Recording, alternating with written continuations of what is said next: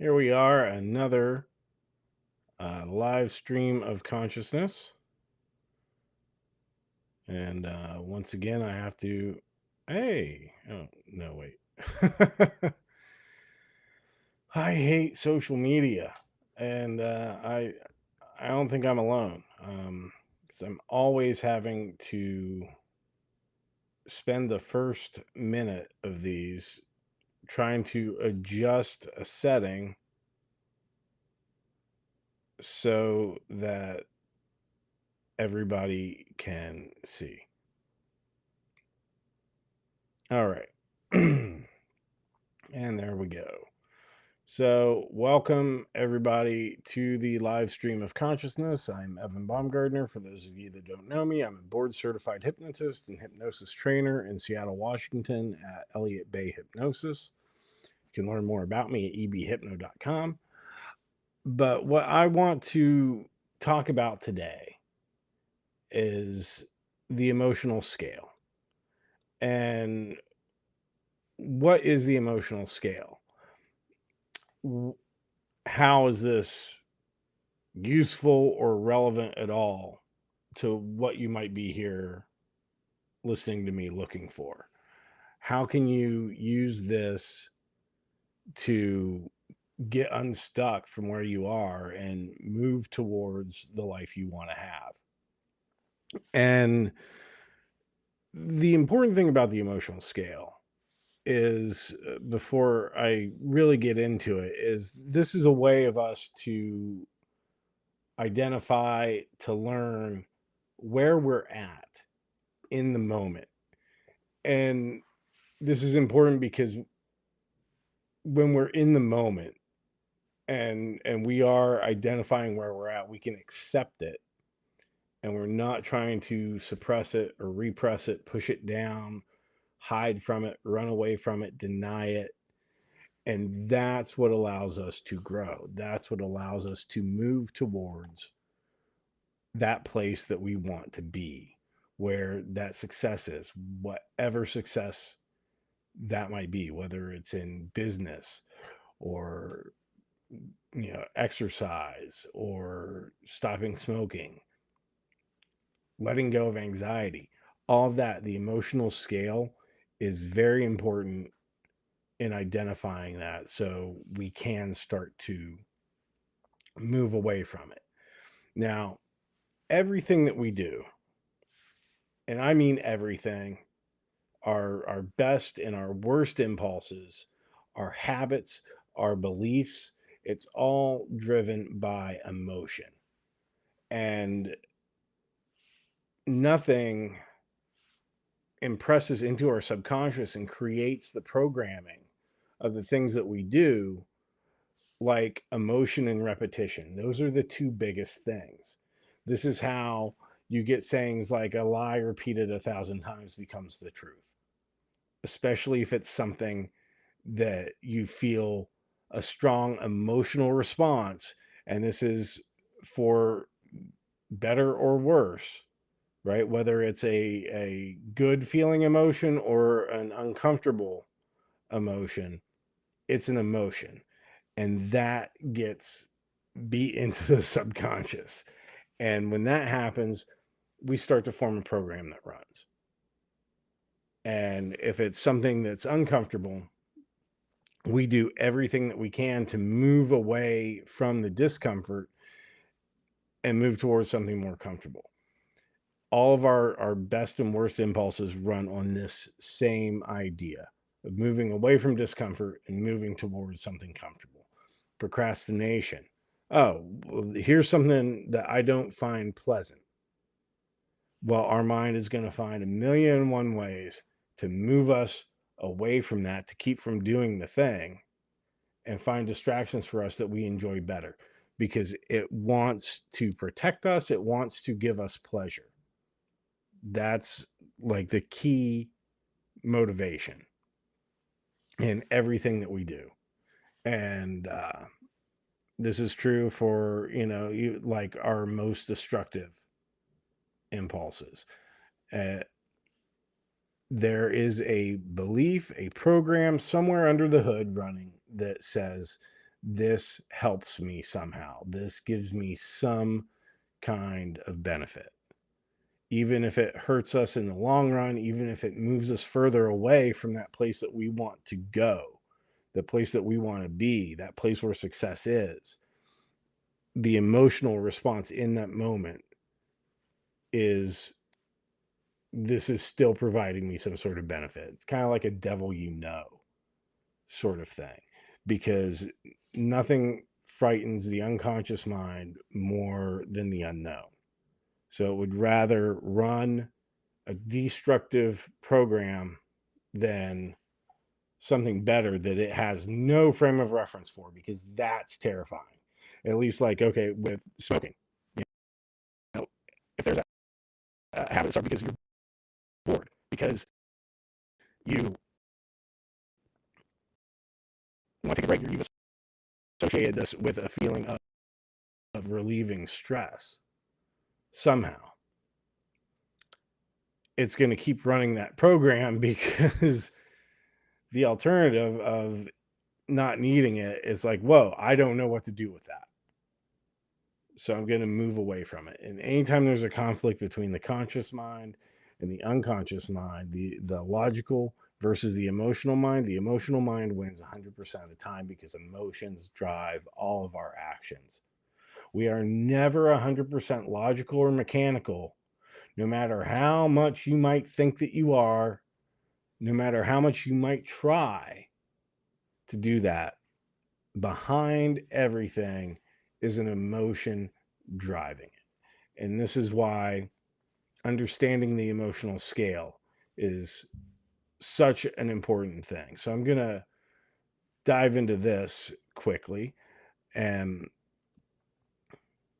so we'll pull up the split screen here. So what I have here next to me is the emotional scale.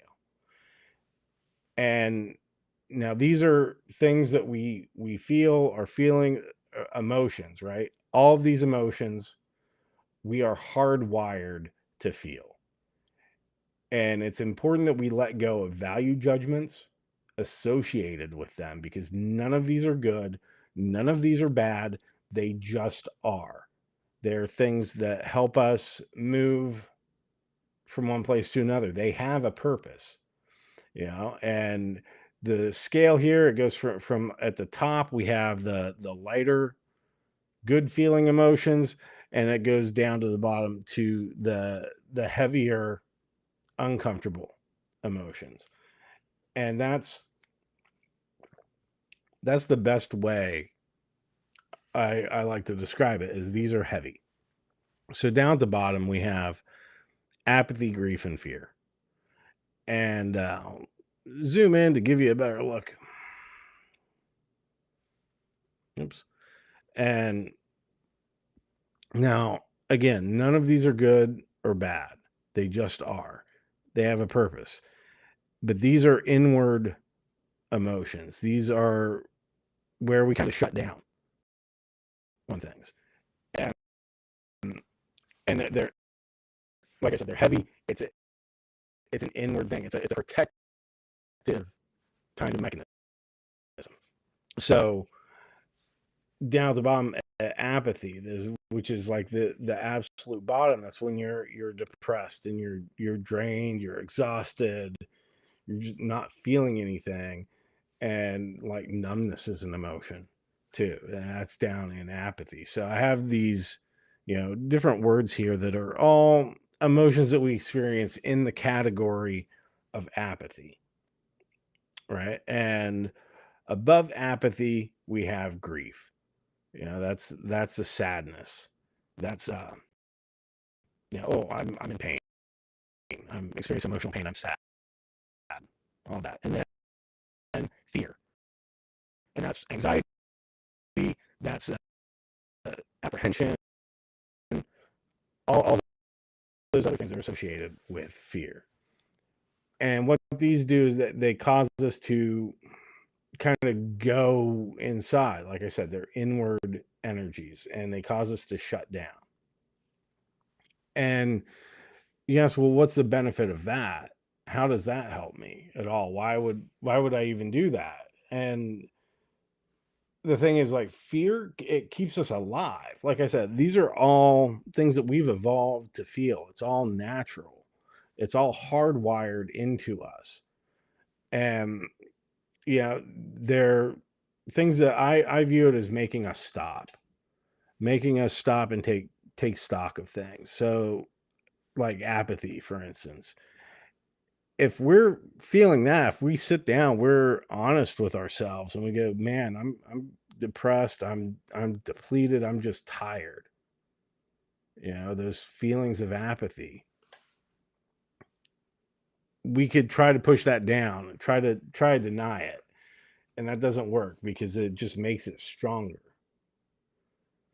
We have to accept where we are on this scale and be like, "Yep, I'm feeling depressed. I'm I don't care. I can't do this right now. I just need to stop and sit with that and accept that that's what we're feeling, but know that we don't always feel that." And like I find that that comes up especially when you've been burning the candle at both ends and getting overtired, and it is hard to keep up at that point. So it's our body's way of telling us, I need to stop. I need to just kind of check out for a minute, get my bearings. And once we do that and we accept that that's where we are, we will naturally start to let go of these things as long as we don't get stuck in it, right? And that's by dwelling on it and suppressing it and repressing it, pushing it down, pretending it's not happening. That's what keeps us stuck.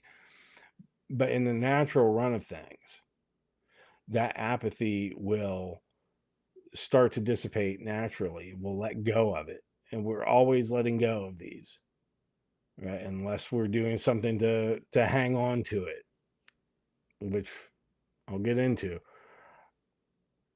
But that'll let go, and that turns into sadness, into grief, where we're saying, "Oh, oh, I feel bad about myself for feeling tired, for being depressed, or for thinking that way." And yeah, it's still that kind of like beating ourselves up sort of thing, but it's a different kind of beating ourselves up than when you're in apathy because there's a sadness to it. And eventually that sadness, it gives away into fear. Where what if this doesn't change? What if I can't change this? What if I'm just not good enough? You're frightened. You're paranoid. Should I be doing something else? How can I get out of this? I feel trapped. That's fear. And eventually, as we go up, once we move past that fear, we get into the outward pushing energies of lust, anger, and pride. And these are higher up the scale because they're lighter. And lust is wanting. So after we've gone through that process of letting go of the apathy, and it transmutes into grief, into sadness, and into fear,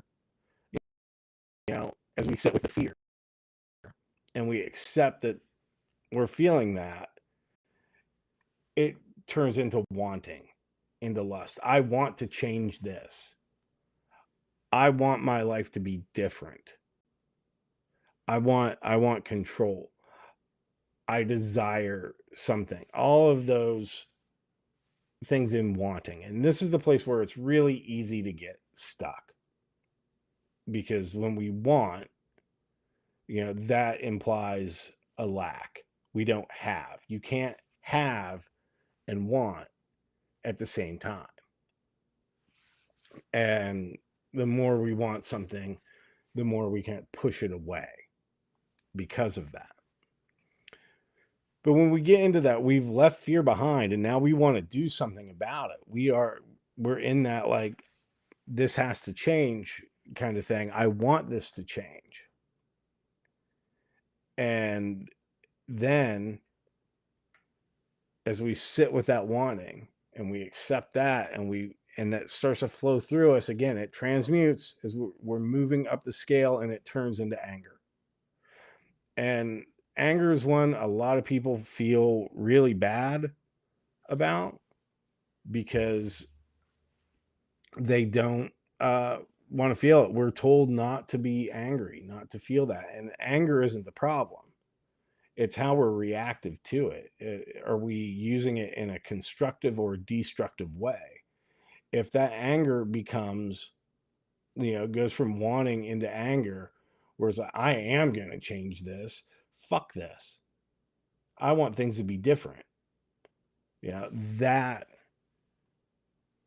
what do we do? Do you go kick the wall in, or do you actually channel that into something constructive where you're making steps to actually change your situation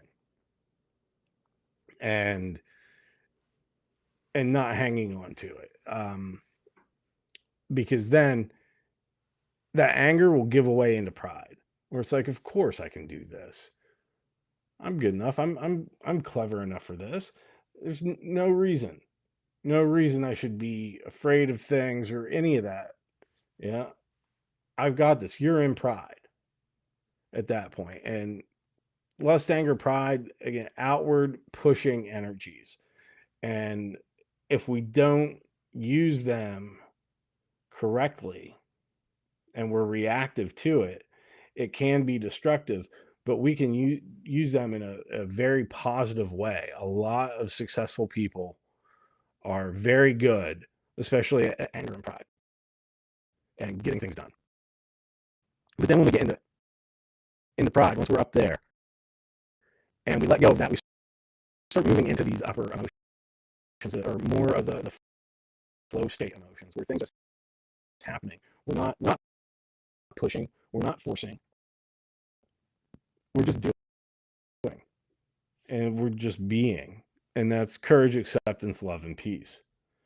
And so that anger can transmute into courage really fast when you get good of letting go of it. And so after pride comes courage, where we've told ourselves, of course I'm good enough for this, I'm the best, in pride. But then when we get into courage, it's just clear, it's real confidence. It's not pushing, it's open, it's welcoming, and it's just doing the thing. It's just, yep, I want this, and now this is happening, and I'm doing it. And you're not afraid of the outcome. You're not attached to the outcome, and that's a big thing. Is we're not attaching outcomes to any of this. We're just doing. And I always think of this as, when I became a hypnotist, I wanted a career change, and what is going to work for me. And when this was suggested by a friend of mine, I thought about it, and I'm like, that sounds good. And it wasn't this sort of like, oh, well, how do I do that? How do I make this jump from being a writer into, becoming a hypnotist and learning all that and everything? I just started doing it. There wasn't another thought in my head. It was just, this is what happens. And the other example of that I think of is when I was in college and I was doing a comic book with a friend of mine, and we didn't know what we were doing, but we weren't worried about, like, is this going to sell? Is ha- what's going to happen here? It was just like, let's do this. And then we just did it and figured it out as we went on without any attachment to outcome. And that's what it means to be encouraged. And so if we look at this a little more, we have, anger is lose-lose, where you don't care, you're just gonna do whatever and damn anybody that gets in your way. Pride is win-lose, where you're saying, I'm better, I'm going to do it, they're going to lose. And then courage is win-win, where you're bringing value into the world. You're just doing things in a capable way, and you're not feeling any of the heavier stuff. It's just, yeah, I've got this. I've got this, and I'm doing it, and it's going to be okay. We need to identify where we are on the scale, accept it, and then let it go. And those are the biggest things we can do as we start to move up and let go into courage, acceptance, love, and peace. And we do that by just focusing on whatever that feeling is now, and being really honest with ourselves. And that can be hard a lot of times. You might not want to admit that you're down in apathy. It's understandable. But once we do, we have to welcome it, allow it to be, sit with it, accept it, acknowledge it, and then ask if we can let it go. And just allow it to transform. Because, like I said, we're hardwired to feel all these. We're constantly cycling through the scale of emotions and everything, several different aspects of our life all at once. We can have a baseline, encourage acceptance, love, and peace in one area, but then be down and have fear in another. But we want to adjust things so that baseline is pretty much 80% of the time living in courage and higher. And we do that by being honest with ourselves and accepting where we are and acknowledging that, sitting with it, and then just saying, okay, I'm going to let this go. It's time for the next thing. All right. Well, I think that is all I want to share with you guys today. And let me know what you think. If you want to hear more about the emotional scale, I'd love to go into it deeper. But, leave a comment. Let me know what you thought. Any other questions you have, put it down there. Don't forget to like, subscribe, give me a follow. And till next time, I'll be seeing you.